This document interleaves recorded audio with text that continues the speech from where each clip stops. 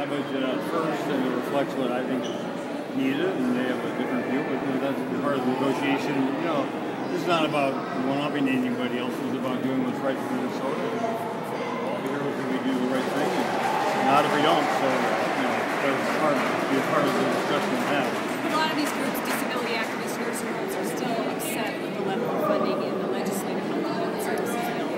Well, again, I learned, and this is my 14th year, that there are various reasons, meeting targets and being able to do something somewhere. In the conference committee is where he has to test it.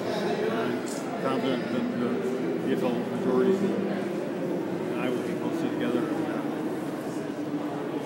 Governor, you now have a Republican who says he wants to challenge you in 2014. What do you think of this? Well, it's welcome to run. There'll be others running. I've never met him. I don't know him. But anybody has the right to run. And ultimately, the Republicans will decide who my opponent is, and I'm not going to engage with anybody in particular until they've made their decision and their candidate will be. But we'll have a spirited contest, I have no doubt, and people in Minnesota decide whether they want to keep me around or not. Do you feel like the race for governor has begun now, though? Well, on their side of it, not for me. I've got a legislative session this year. I've got a job to do full-time. I've got a legislative session next year.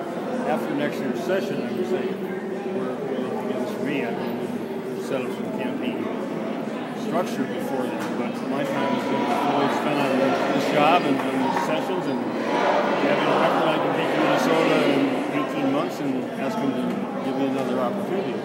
Meanwhile, the Republicans, people who are campaigning and need to campaign full time, let's do it, having their own contests. But again, if there are 10 of them running, 9 of them are not going to be my opponents, so I'm not going to spend time on that process. If they want me to ask me for my recommendation, I'd be glad to go. I don't think that's likely. So, they get to make their decision, and then the Congress Party will have their candidate.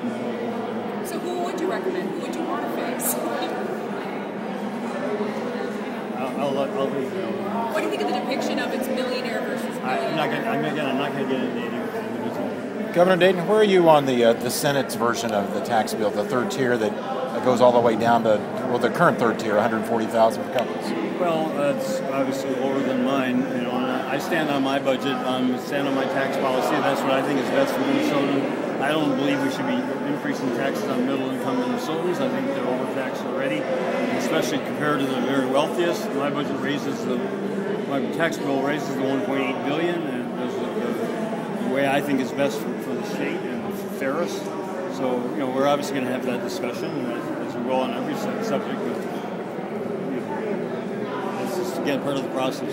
Governor, when your Council lawmaker said yesterday that a successful businessman he knows, a client of his age, pays 67% of his income in taxes when you take federal and state and Social Security. He says, how can Democrats say that that man is Well, I remember back when we decided before anyone said right now the top federal rate was 93%. So I can't dispute it. I don't have the facts. He's in a category by himself, and he probably should hire a good tax man.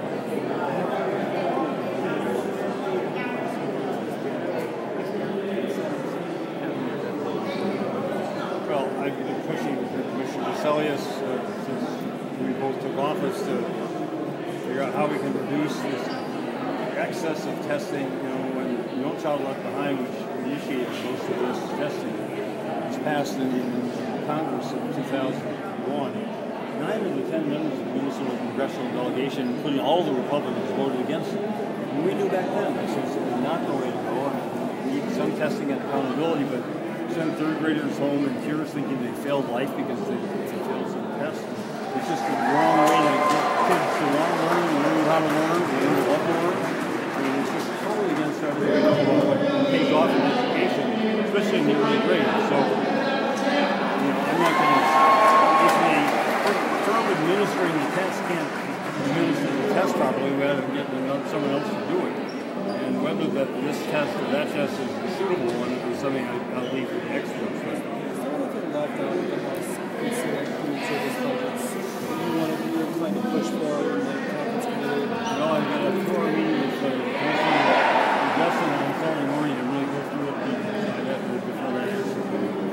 same with the tax bill. Commission. We're going to take one more question. Governor, Here we any go. concerns about a bonding bill not being passed this session? We'll have to see. I mean, obviously, the Senate has to have one, agree to have one. Republicans are going to have to agree, and both House and Senate to get to 68%. This building definitely needs to have the project go forward. It's going to become a safety hazard to Minnesotans and people who work here. So I'm hopeful that we'll get something, but I'm getting to decide that by myself.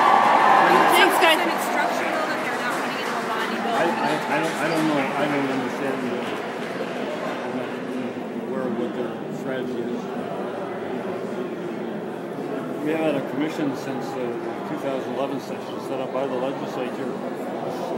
Having a chair as the Attorney General, as the Chief Justice of the Supreme Court, as legislators, both the House and Senate, both Republican and Democrat, we work really well together, totally nonpartisan in the way that we should, because this is about what's best for this building for the next 100 years and for the people of Minnesota. And I'm hopeful and I believe that process will be carried forward now that we have to put the money into it to make it happen.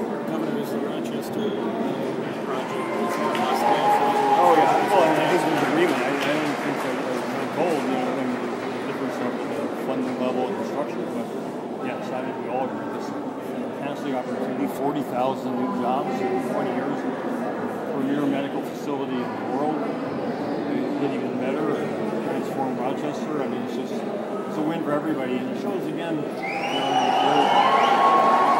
last year we've been fighting Republican legislators who say there's no role for government in economic growth, job creation.